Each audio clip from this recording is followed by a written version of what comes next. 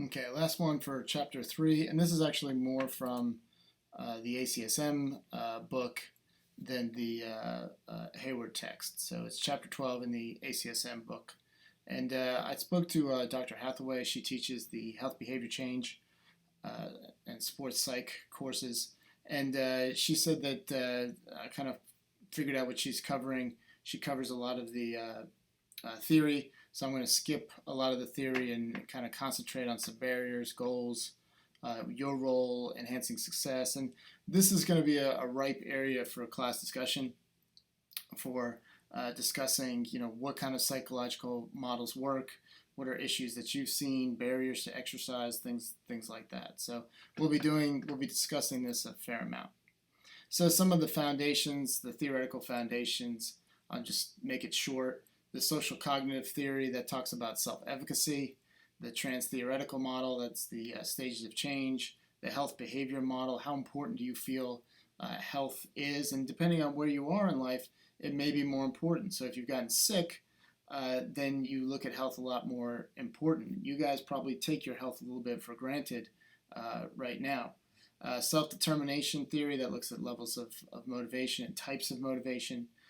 Theory of planned behavior, which is your intentions, and then the social ecological model, which we'll talk about more, talks about your environment. So when we talk about the social ecological model, that becomes important, and a lot of these things, you'll have the slides, you can look at them.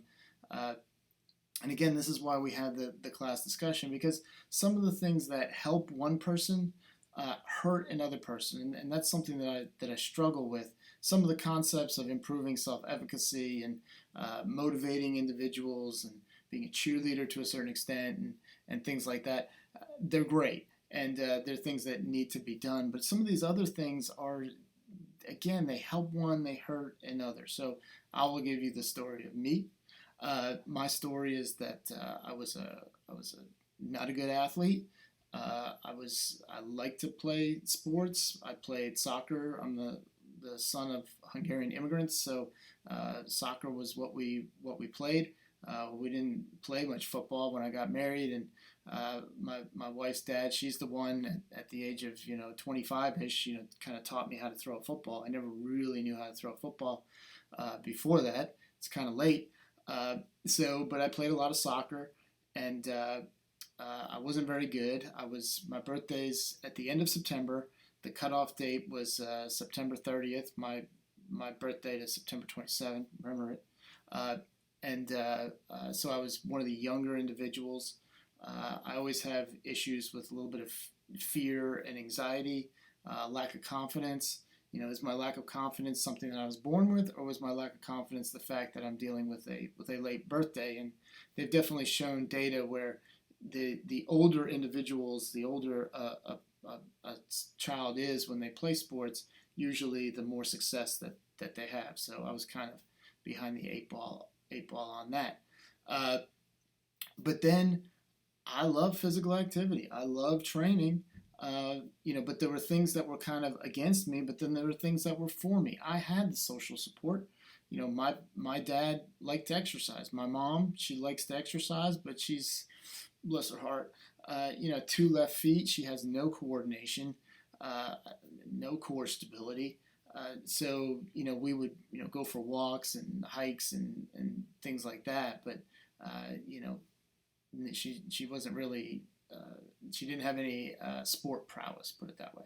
So you've got these different things where some things were in my favor, some things were against me, but still somehow through it all, not only did I become interested in physical activity, but I made it my career.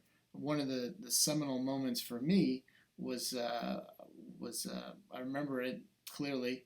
It was when I was a sophomore in high school, and I was getting made fun of, and I just kind of had it, and I was riding home with my mom, and I told my mom, I'm going to start strength training. And that was a time when strength training, to a certain extent, in youth was characterized with harming and making growth plates mature too quickly. So I was worried that they'd say no, but they didn't care. They're like, go, fine, I don't care. So I started strength training, and that strength training kind of led me, it improved my self-esteem, improved my body image, gave me some confidence. In my mind, I thought girls would just flock to me because I had a decent physique, and that didn't happen. So there was kind of some misguided things going on there. But you've got these things that it got me to be physically active. And not only did it get me to be physically active, it got me to be physically active through a lifetime. But again, other people that are made fun of, they turn to food. They turn to other ways of managing stress, drugs, alcohol, whatever, and they go down a different path. So, what is it for each individual that's going to lead them to be physically active and lead a healthy lifestyle? And these things that we see, this slide, this side, family, peer support, all this stuff, these are things that can help, but they can also hurt your family, your spouse. A spouse can be there for you and help encourage you, but they can also sabotage you. They could say, "Oh yeah, let's have some pizza. Let's have pizza for dinner." You're like, "Well, I like pizza, but it's not particularly healthy." Or do you have a spouse that says, "Okay, let's get a healthy meal together"? What's going on there? So, and really for children, parents. What are the parents doing? If the parents are eating an unhealthy lifestyle or eating unhealthy food, the children are going to eat unhealthy food. So again, these things that are here, community norm, cultural norms, cultural background. I love cultural backgrounds and culture and community norms. Friday night, you go out for happy hour. What are you going to eat? Wings, chips, French fries, burger. Are you going to sit down and say, "Okay, I'm ready to have some fun. I'm going to have a salad"?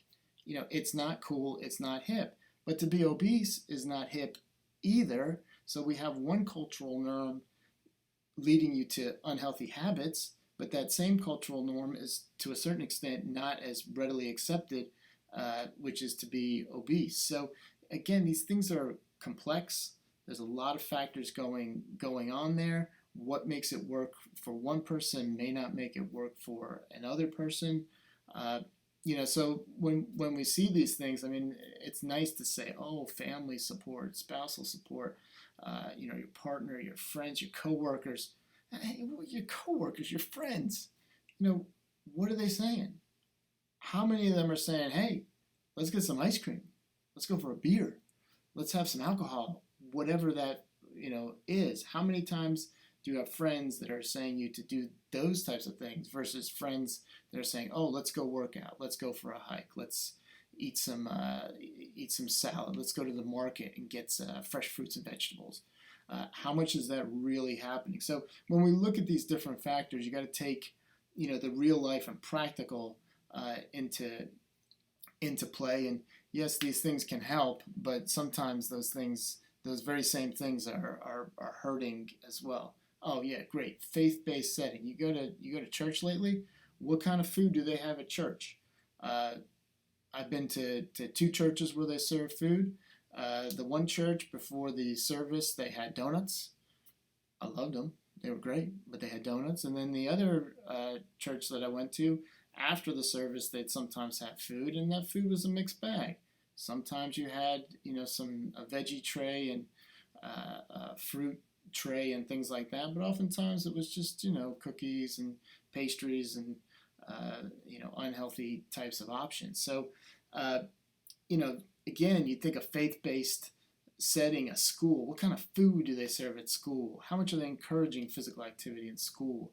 It's a very much a mixed bag as far as, are these things that are helping, or are these things that are hurting our situation? Decreasing the barriers to physical activity. It's really identifying what are those barriers to physical activity. And it's going to change from person to person to person. And how do you work around those types of things? So these slides, I'm not going to particularly go through them a whole lot again. I think this is great for class discussion, but they talk about different components and factors and potential strategies to change those things. And you may deal with this as this is realistic, or it might be completely unrealistic. And that's something you'll have to look at. What can we really do with the resources that we have? Same thing here. This is from the another section of the ACSM, and what I like about this is it gives you a little something that people often say, I don't have enough time. You know, how do we work around that? I don't have enough energy. I just can't get motivated. You know, some strategies to work and get people to work through those barriers.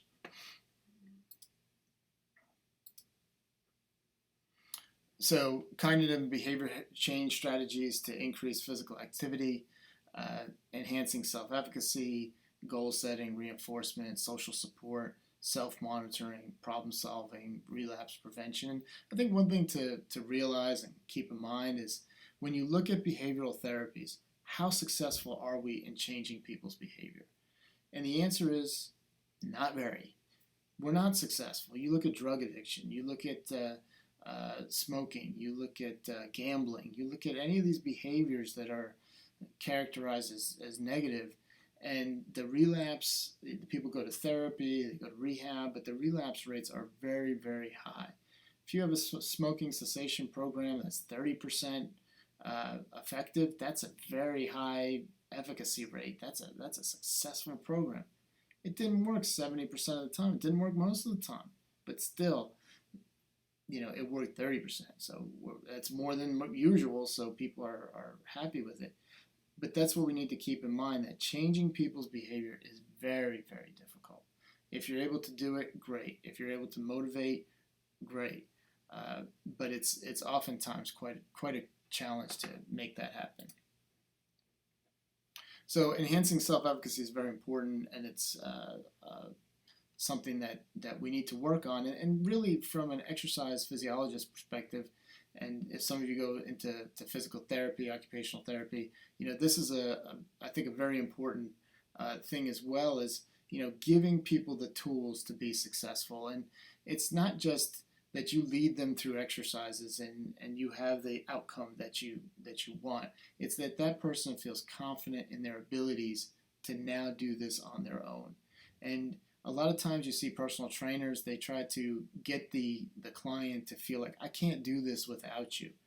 You can't, or rather, you can't do it without me.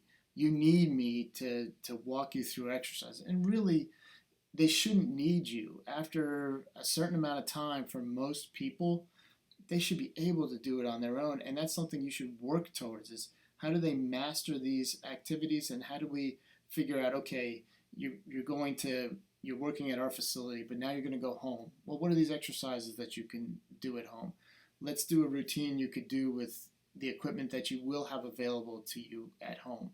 You know, what are the things that you have going on? How do we incorporate that into your routine? So these things are things that you should have in the back of your mind and you should work towards. So it's not just setting the weights, setting up a routine, and then the person does it, and then they become more fit and they reach their goals. It's also that person should be able to do that on their own.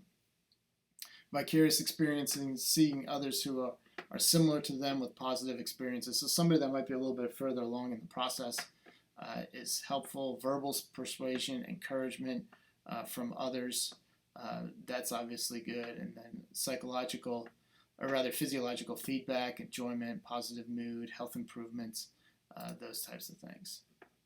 So this again is a chart from the book, different things, strategies, descriptions, ways you can kind of go about improving these. These are things that you're going to see, either you've already seen it or you'll see it again in the health behavior change class. So I'm not going to go over it a whole lot, but just to realize that these are there. Goal setting. Goal setting is important. Again, this is where exercise testing comes into play, because you can set up a baseline. And sometimes, you know, if a person is obese, their weight is heavy, you get their weight, nobody wants to know their weight. Chances are the obese individual hasn't even weighed themselves in quite some time. From a goal setting perspective, the perspective that I use is that this is our starting point. So yes, it's not good. You know, we want to improve it, but this is where we're starting from. So, kind of put it into that perspective, not like, oh my God, I can't believe you weigh that much. But this is where we start from, and this is where we're going to see improvement. So, but if you don't do the testing, whatever testing that might be, measuring a person's weight in this case, or uh, uh, doing a body composition test or a fitness test, aerobic fitness, strength, whatever, balance, movement, you can't see an improvement if you don't do the testing to start with. So the goal setting, powerful tool for behavior change. It cuts through a lot of different theories, but it's part of an ongoing process to be effective. So you set both the short-term goals and you set long-term goals for improving health. Would you do more water? Where's my water? Oh, thank you.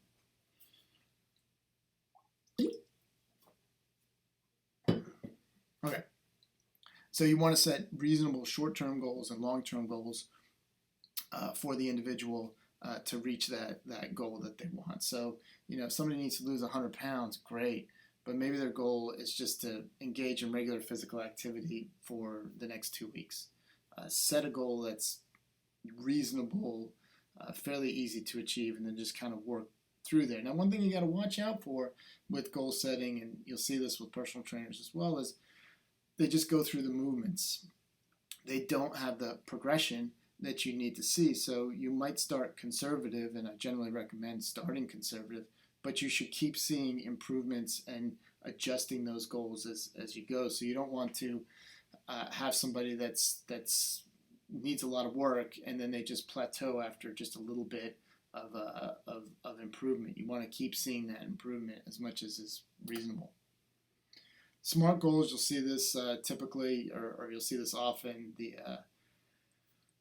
recommendations from the National Strength and Conditioning Association incorporate these SMART goals. So specific, specificity, measurable. Again, this is kind of repeating through some other stuff, but it is good, and it's important to kind of keep this in mind. Action oriented, so the goals should indicate what needs to be done, realistic and achievable, timely.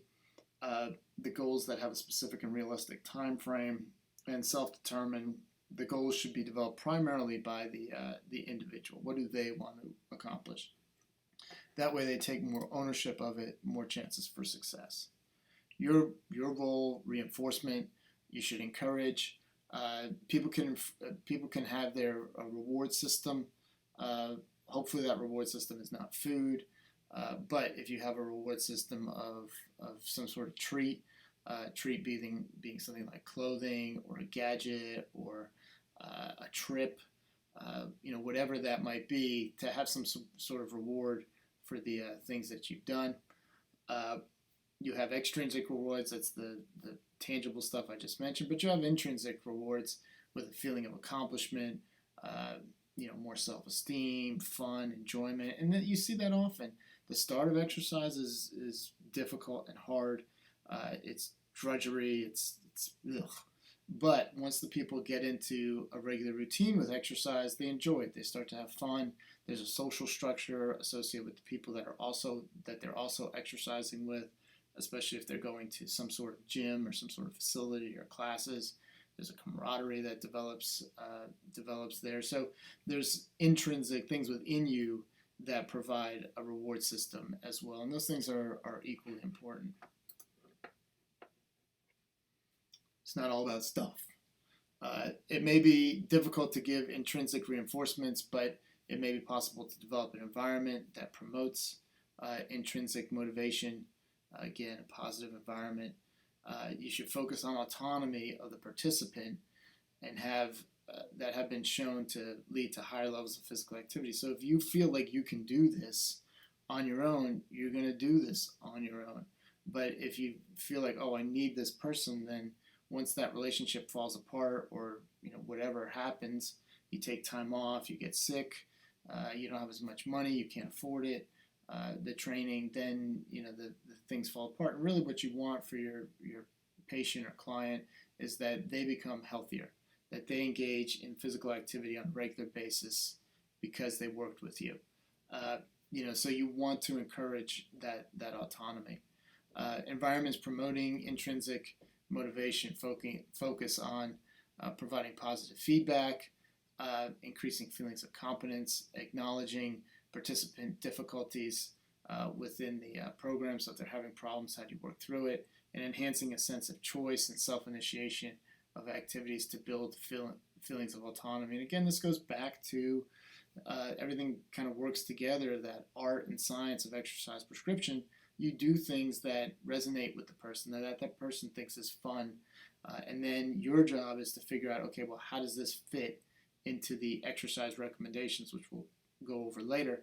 How does this all work together? And then how do you get this person to do this activity on their own? Social support. Again, as I mentioned earlier, social support, self-monitoring is easier, and that's more the technology types of things. But the social support is very much a mixed bag, and really we'll do this in the discussion. What are some positive and negative issues associated with, especially social support and self-monitoring? I'll just say a couple things. You have the social support. They lead you to do unhealthy behaviors and try to take you away from exercise. And sometimes with the social support, especially family, if they see your success, they feel like that is taking away from them. Like they're a failure because you're successful. Like you were able to do it, but I can't do it, so that makes me look bad. So if I make you a failure too, then somehow that makes me not as bad. It's not good. It's not positive, but that is something that happens, whether it's on a conscious level or subconscious level. You see it on a very regular basis. And then with self-monitoring, one thing that happens to me is, because I have this activity tracker, I become a little bit of a slave to it. I'm like, oh, I gotta get my steps. And I might not do the resistance exercise, or I might not do the flexibility or balance training, because I gotta get my steps. I gotta see that value on my phone that says I completed this many steps. So the self-monitoring is typically good. It's got me to complete more steps. Generally, it's been more positive than negative, but there are times when I'm like, should I do resistance training or should I go for a run or a walk? Well, I'll do the run or the walk because my steps are low. But in actuality, the strength training is just as important as going for an extra walk. Problem solving. Problem solving is something we do all the time. It's going to be critical in whatever you do in life. Identifying strategies to eliminate barriers. Some issues are identifying the barrier, brainstorming ways to overcome a barrier, select a strategy that is likely to be successful, and then analyze how well the plan worked. And again, this goes back to research. This goes back to some sort of testing, whatever that might be, and it might be easier or more difficult depending on the situation. But, did the plan work? I wanted to exercise 3 days a week, go to the gym for 6 months. Well, how successful were you? How many times did you go? If you track how many times you went to the gym, either through an app or a sign-in sheet or whatever, then you could say, oh yeah, I went this many times. I was successful. I was not successful. This plan of attack worked. This is how it could be better. If I would have done this, then it would have been better, or this hurt me, or whatever the case may be. You have those things that are there. And analyzing and being critical thinking. And the brief counseling and motivational interviewing, this is a concept that you'll see. How do you get a promising area for increasing exercise adoption is through the use of brief counseling and conducted by healthcare professionals. It's taking those moments in the day or in the training session to give a message that is going to be helpful. So the person-centered method of communication, where the professional and the client work collaboratively for change. The major focus of motivational interviewing is to help the ambivalent individual realize the different intrinsic motivators that can lead to positive change. So, and this is where some of those things are, especially the next slide.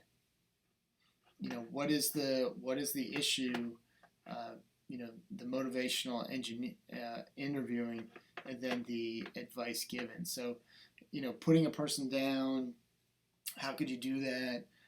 Doesn't typically doesn't help the individual, and you walk a fine line, and different things work for different people. Again, this is where evaluating and figuring out what worked and what didn't work, how many times did it work, these types of things.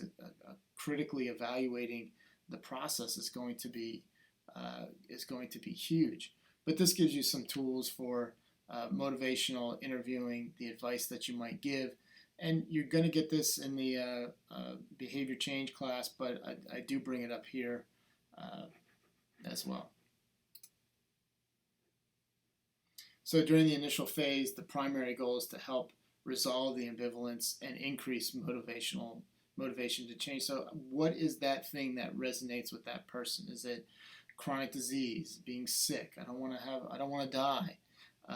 What is it that works? I tell students that you deal with your parents. A lot of times your parents don't want to exercise. You're in this major, you see how important lifestyle is, and then you have a parent that really doesn't want to engage in physical activity. And I always encourage students to speak with their loved ones, their parents. I do it with my parents to a certain extent, but their lifestyles are fairly good. But I've done it with a friend, a college roommate of mine as well. When you try to get people to change behavior, they get resistant and they get defensive. So you need to make sure that aspect is taken out. My personal philosophy is to make sure that you come at it from a perspective of love. So if you deal with a love, like a spouse, significant other, boyfriend, girlfriend, you tell them they're fat, they need to lose weight. That makes you vain and vapid. But it's also not really going to get what you want. And you're not really thinking about what's best for this person. This person that I care about, I want them to be healthier. I want them to engage in regular physical activity. And if you go to it from that perspective, that I'm worried about you, I'm concerned about you, I love you, you're eating unhealthy foods, I want you to be there. If you're talking to a parent, I want you to be there for my kids. I don't want to see you die because you've engaged in unhealthy lifestyle choices. That shortchanges not only me, but also shortchanges my children, and I want them to be spoiled by a grandparent. I want that to happen. So, you talk about it from perspectives that will resonate with the individual. You have a lot of religious individuals here, and I always, it always kind of irritates me when I see a large minister. I'm like, you look at things like sloth and gluttony, just over consumption of food. It's not something that from a moral perspective, religious perspective, that people should be engaging in doing, but yet we see religious leaders doing it all the time. So you look at these things that resonate with that individual and that group to say, okay, why are you doing? To a certain extent, why are you doing this? But is this really what you want for yourself? How do you make it healthier? How do you get people to be healthy? And if you approach somebody from the perspective of, I care about you, I want you to be healthier, I want you I want this for you, they might still be resistant. They might still be defensive. But at least you can sleep at night to say, I tried. And I think that's very important, that you don't want something to happen to that individual, for them to have a cardiovascular event, a heart attack, a stroke, or something, and then you live in that regret. I should have said something. I should have done something. You need to do something. You need to take action. And then once you've taken action, you can figure out how often you want to continue to take action, because then you deal with the other issue, which is you don't want to be that annoying person that shows up at a dinner, a family gathering, and they're like, oh God, there's Nicholas.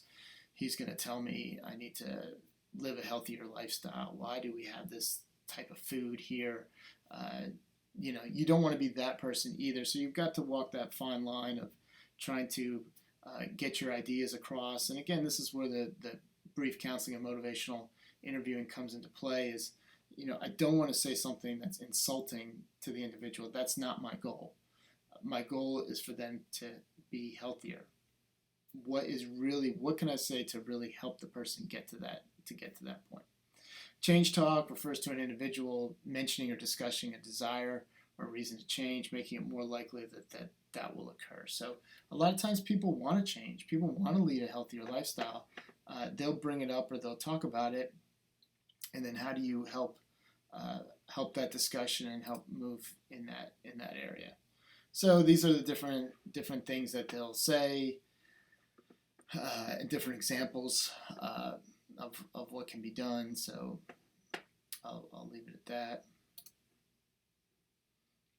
This is great stuff for class discussion. If you look at this and you see something that either resonates with you or you see something that you completely disagree with or didn't work in your situation, those are things that are helpful for the rest of us to kind of, think about and say, okay, well, what are you trying to say? What's going on? Are you the odd one or are you the norm? To say, yeah, that saying this, most people get real defensive if you say something like this. I said this to my dad, and oh God, that did not go well. I said this to a friend, that did not go well. So, and if you see multiple people in your group and in the class agreeing with you, then you say, yeah, this thing that I'm reading in the textbook, okay, it's in a textbook, but our collective experiences are different. Or do you find that your experience is different from what most other people have? And it's good to kind of get that viewpoint from other people to see, okay, is this normal or is this not normal? And you'll find that, your center of reference, you think that's normal. But then you talk to other people and you realize, oh God, yeah, this is a little different than what happens in other homes or the way for other people. Group leader interactions. You'll lead group exercise. That's often a part of an exercise physiologist's job. If you're exercising in a group where the instructor creates group dynamics and goals, that has consistently been shown to be superior to exercising in a usual class. So doing group exercises and being good at it, that's a skill. If you've got that skill, that's great. I know back in my day, the mid to late 90s, step aerobics was big, and that was always, I was always impressed by the women that led those classes, because they would have to do a movement and then start talking about the next movement that they were supposed to do. And I had a hard enough time just following the movement that they were doing in front of me. So, if you have that skill, that is a very important skill. And the exercise classes change, but you still see group exercise. It may have been aerobics, then it went step aerobics, then spin class, then Zumba, yoga. Some things come full circle.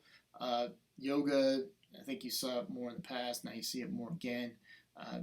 So the classes may change. What's offered may change, but group exercise, it's still a mainstay in the fitness in the world of fitness.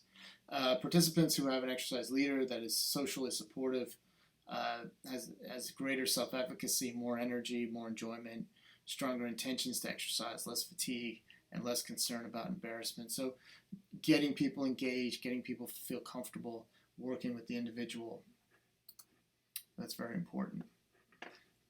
Some of the interactions for the group leader, and there's a group exercise course, so if you're interested in group exercise, you'll get more of this information. But distinctiveness, creating a group identity, and this is actually this group leadership that they're talking about here is more associated with corporate wellness, where you're trying to create a team that does something within the corporate facility. So you can have weight loss, exercise, how many miles did you run or cycle or whatever, or how much weight did you collectively lose, or how much activity did you collectively engage in. In those situations, you'll have a subgroup, and you'll have leaders and things like that. So you have group exercise as well as groups within corporate types of facilities. So creating a group identity, group name, giving members of the class responsibility and roles for their group, group norms, adopting common goals for the group to achieve, sacrifice. Individuals in the group may have to give up something for the greater good of the group. And sometimes, especially in the corporate settings, you don't want to let the team down. So people will do things not because they want to, but they don't want to let the team down, which, I mean, I don't think that leads to long-term adherence, but at least for the short term, it gets the individual to maintain the activity or the behavior. And interaction and communication, the belief that the more social interactions that are made possible for the group, the greater the cohesion of the group. So the group meeting on a regular basis, having some sort of communication on a regular basis. And this is the last slide. Cultural diversity. From a psychological perspective, I understand the world I grew up in, and the world that I grew up in is really different than most people. I mean, my parents were first generation Americans. There was a level of struggle. They had good jobs, but we didn't have a whole lot of money. We valued family less so than stuff. I know for me, I didn't have a car in high school. And it was annoying, definitely annoying, but I knew that my parents were going to pay for college. And in the grand scheme of things, paying for college is worth a lot more than a car in high school. So for me, I didn't have an issue of paying for my undergraduate education, which was great. But I saw all these other people, their parents would buy them a car, but then they wouldn't pay for their college. So, there's different levels of cultures, what's important. The way I grew up was different than the way, a lot of other people grew up. And then you take it a step further. I'm a, white male. You take the Hispanic culture, the black culture, African American culture, the Asian cultures. All these cultures have their different norms and beliefs and ways that they do things. And, for me to understand those, I don't understand it. So I have to talk to people, and I have to have those individuals explain it to me for me to have a better understanding of what's going on. And I think that's really critical, to try to understand people. Where are they coming from? Where's the common ground? How do we all get along? And how do we all work together? And I think that's especially important at this time, as well as in all times. You will always deal with that. You will always deal with those cultural issues, and trying to force my norms down your throat may not work. It probably won't work. But if I understand, okay, what's important to this cultural group, what resonates with this cultural group, then maybe I could develop an exercise program or an event or intervention that works for that group. It might not work for me, but it would work for that group. And what's my goal? My goal is for the intervention or the exercise program or whatever to work with this population. So you kind of have to, the cultural diversity and the being sensitive to the cultural issues is very important. That's it.